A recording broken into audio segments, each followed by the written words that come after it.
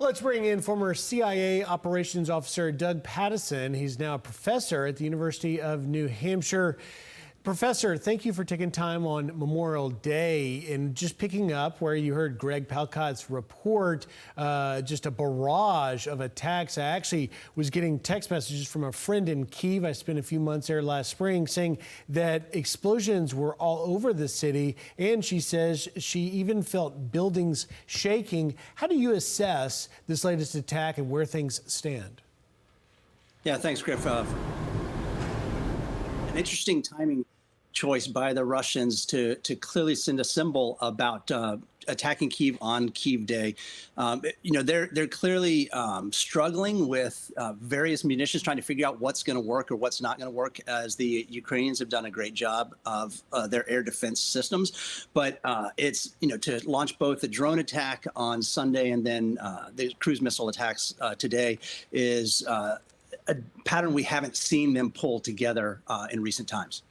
And, Doug, we also have seen reports that not just in Kyiv, but that air alerts were going out pretty much in every part of Ukraine yesterday. Another ploy in Putin's playbook here of trying to simply intimidate the population. Does it appear to be working?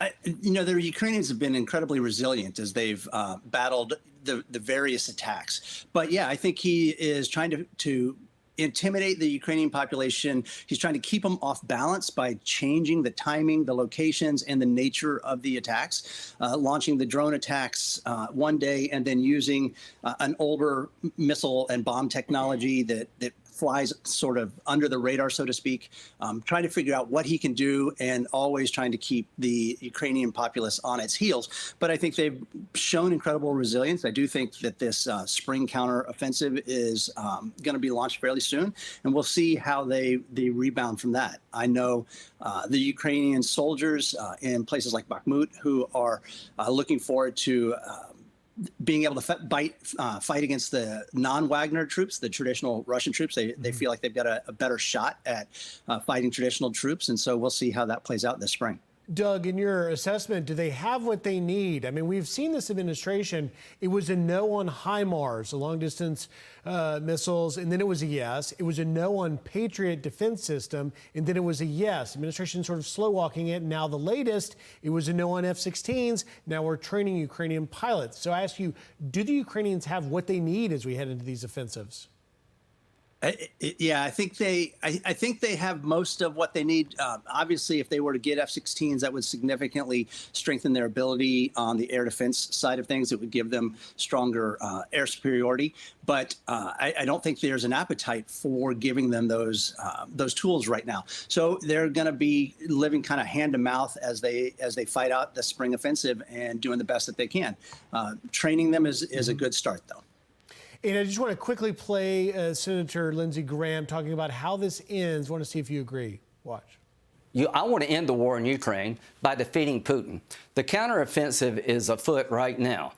In the last 400-something days, the Ukrainians have defied every expectation. They've weakened and bloodied the Russian army inside of Ukraine. They need longer-range rockets called ATACMS, and they need cluster munitions to defeat the Russians. I think they can expel Russia from Ukraine. Doug, how's this end? I'm less sanguine that it's going to end as decisively in Ukraine's favor. I tend to think that it's going to be drawn out for a longer period of time, continue to be bloody, and both sides continue to lose. I think Ukraine will probably do a good job of preventing Russia from taking significantly more territory, but I'm not sure it's ever going to be a clean and decisive victory on their behalf. And we will be watching. Doug Patterson, former CIA operations officer, thank you for taking time, sir. Thank you, Griff. Appreciate it. Hey, it's Will Kane. Click here to subscribe to the Fox News channel on YouTube. It's the best way to get our latest interviews and highlights. And click to subscribe to the Will Kane podcast for full episodes right now.